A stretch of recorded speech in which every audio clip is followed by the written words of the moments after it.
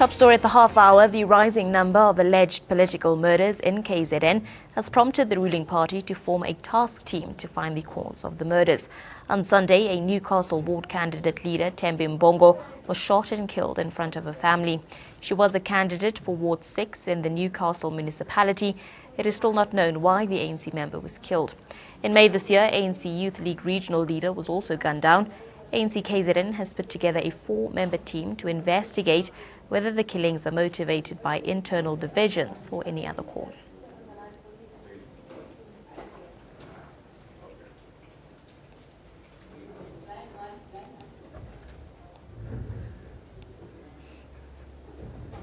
Now joining us on the phone line to discuss this further is Mndomiseni Ntuli, the ANC KZN spokesperson. Good morning to you, spokesperson, and thank you for joining us here on ANN7 and Voca Africa this morning. First and foremost, just give us the ANC's comments and views with regards to the murder of Thembi Mbongo, as well as other individuals connected to the ANC.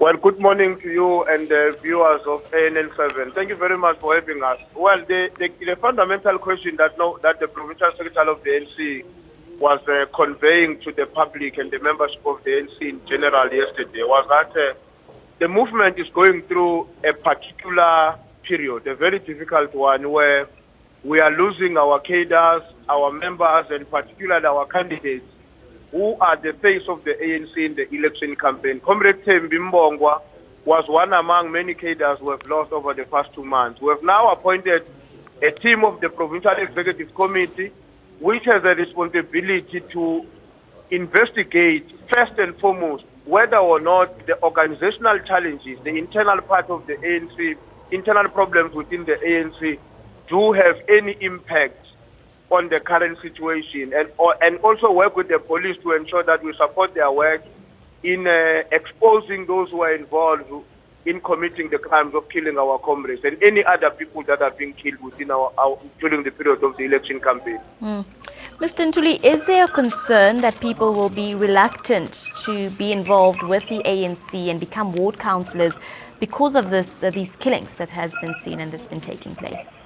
Well, we certainly view this killing of our comrades as an agenda to instill fear and cause havoc and panic within the African National Congress. But our experience on the ground is that as much as our own comrades are concerned and worried about their safety and the safety of the candidates of the ANC, but the mood on the ground is that comrades are saying we must confront this. We can't allow a situation where our province and our campaign is hijacked by thugs who do not want us to succeed. There is a concern, but I think we are marching on, and we know that we need to record a decisive victory in order for us to deal with this matter decisively.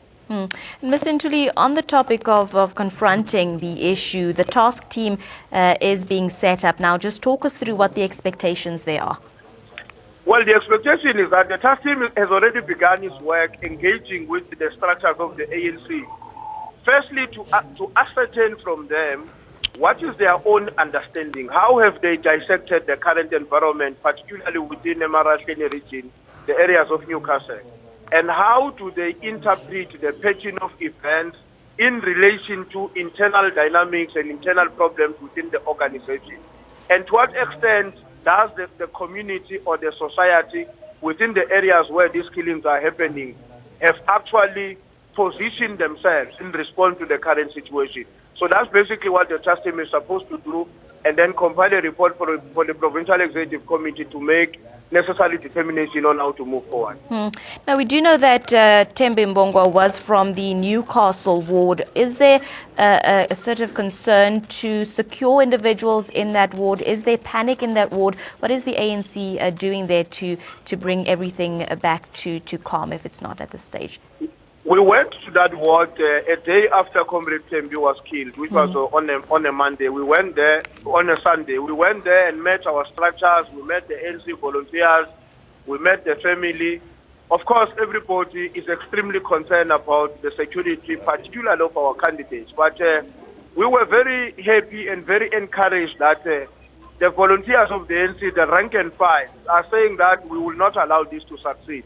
We're not going to stay at home. We're going to continue to campaign we will ensure that Comrade Tembi wins, even when at that time she would not be able to be a councillor of the ANC, so that the ANC can convene a by-election soon after the election to ensure that we have a candidate who can take forward the vision and the aspiration of the people of that area for which Comrade Tembi was an embodiment of.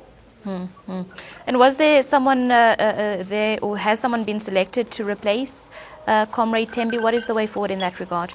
Well, at this stage, we haven't done so because in terms of the law, the law of the Republic, we are no longer allowed to change a candidate. So Comrade Tembi's name and Comrade Tembi's name will appear on the ballot, and our people understand that they are going to be voting for Comrade Tembi because voting for Comrade Tembi in the first instance is voting for the African National Congress. And once the ANC has secured victory, which is inevitable given the situation in that area, we will then convene a by-election and select a new candidate to take forward the work that Comrade Tembi was mandated to do. Indeed. Well, thank you very much, Mr. Ntuli, for your time this morning. Appreciate you chatting to us. Ndumiseni Ntuli, ANC KZN spokesperson, chatting to us over the phone line there with regards to the killings that province has seen of ANC ward councillors and ANC comrades. Mr. Ntuli just chatting to us with regards to that.